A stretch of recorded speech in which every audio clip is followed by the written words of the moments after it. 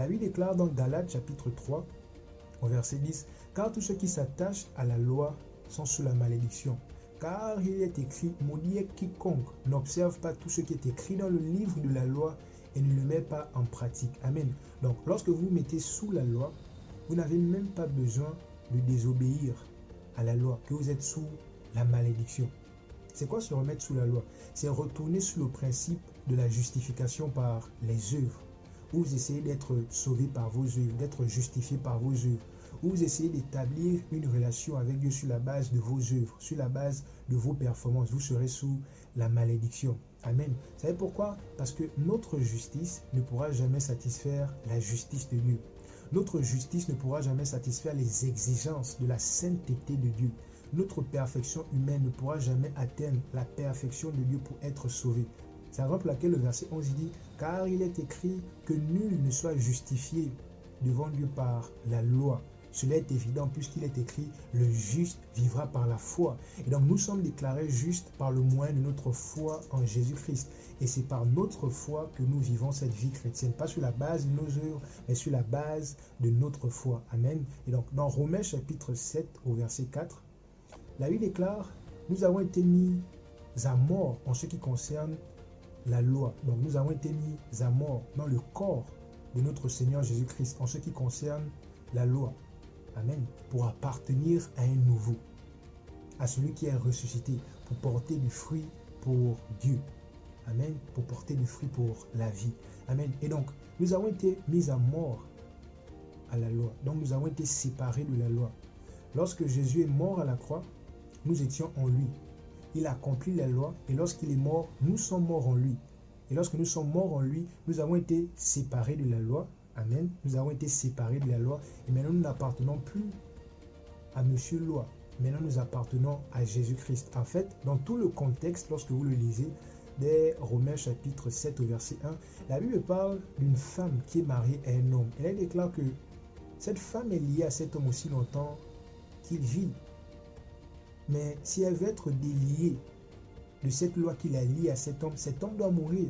Mais cet homme, la loi, Monsieur Loi, provient de Dieu. La loi est éternelle. La loi ne peut pas mourir. Par conséquent, pour être séparé de la loi, amen, c'est la femme qui doit mourir. Et nous sommes morts en Jésus-Christ. Et donc, étant morts en Jésus-Christ, nous avons été séparés de la loi, pas pour rester sans propriétaire, pas pour rester tout seul. Nous sommes morts à la loi, donc séparés de la loi, et maintenant nous appartenons à Jésus-Christ. Amen. Et maintenant, nous pouvons porter du fruit pour Dieu. Amen. Comment porter du fruit pour Dieu? Vous devez vous séparer de la loi. Vous devez vous séparer du principe des œuvres pour bâtir votre relation avec le Seigneur. Vous n'avez pas besoin de convaincre le Seigneur. Vous avez besoin tout simplement que vos yeux soient fixés sur Jésus-Christ. Bâtir une relation avec Dieu centrée sur la grâce, centrée sur l'œuvre de Jésus-Christ. Et vous porterez du fruit pour Dieu. Vous porterez du fruit pour Dieu. Le fruit de la justice sera vu au travers de vous. Les fruits de l'esprit seront vus au travers de vous. Le fruit de la vie sera vu au travers de vous. Amen. Et donc dans le verset 6, il déclare que nous avons été dégagés de cette loi qui nous retenait. Waouh, nous avons été dégagés, nous avons été séparés de cette loi. Nous avons été séparés des exigences de la loi. Nous avons été séparés des demandes de la loi. Nous avons été séparés des sanctions de la loi. Maintenant, nous appartenons à Jésus-Christ. Nous sommes sous la grâce de Dieu en Jésus-Christ.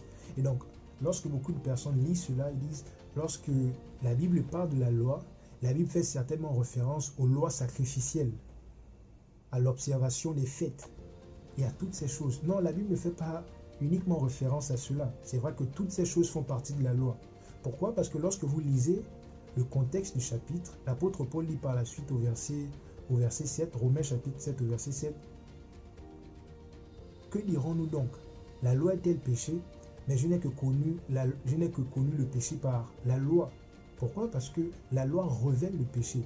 Il dit, je n'aurais pas connu, tu ne convoiteras pas, qui est un commandement. Si la loi nous dit, tu ne convoiteras pas. Donc lorsqu'il parle de la loi, il parle des 10 commandements également. Nous avons été séparés de cela. Et maintenant nous sommes sous la grâce de Dieu en Jésus-Christ. Nous sommes dans une nouvelle alliance qui n'est plus centrée sur les œuvres, maintenant qui est centrée sur l'œuvre de Jésus-Christ. Donc nos yeux ne doivent plus être fixés sur la loi, Mais nos yeux doivent être fixés sur l'œuvre de Jésus-Christ. Et à ce moment, nous porterons du fruit pour Dieu. Gardez vos yeux sur l'œuvre de Jésus-Christ continuellement, sur sa grâce salvatrice. Et vous porterez du fruit pour Dieu.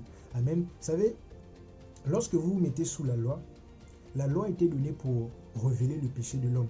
Je suis pour la loi pour la raison pour laquelle la loi a été donnée. La loi n'a pas été donnée pour justifier l'homme, mais la loi a été donnée pour révéler le péché de l'homme. La loi a été donnée pour révéler l'état de l'homme sans Dieu, que l'homme est pécheur et qu'il parviendra à ses fins en se rendant compte que par lui-même il ne peut accomplir la loi. Il aura le désir maintenant d'un sauveur. Et Jésus-Christ est venu, la grâce est venue. Amen. Et donc, la loi a été donnée pour révéler le péché de l'homme. Et donc, la loi est comme un miroir. Si vous regardez sur un miroir, le miroir va refléter votre visage. Et si vous voyez des boutons, ce n'est pas le miroir qui a des boutons. Vous n'avez pas blâmé le miroir, vous n'avez pas grondé le miroir. Amen. Vous n'avez pas demandé à votre femme de vous acheter un autre miroir. Les boutons que vous voyez, c'est vos boutons et c'est exactement ça la loi. La loi a été donnée pour révéler nos péchés. Et donc à chaque fois que vous essayerez de marcher avec la loi révélera vos péchés. La loi révélera vos faiblesses. La loi révélera toujours un manquement. Et à la fin de toute chose, vous vous sentirez toujours condamné. Amen. Donc la loi n'a pas été donnée pour nous justifier, mais la loi a été donnée pour révéler notre péché, pour nous condamner. Alléluia. C'est quand nous devons être totalement établis sous la grâce de Dieu en Jésus-Christ. Amen. Et donc,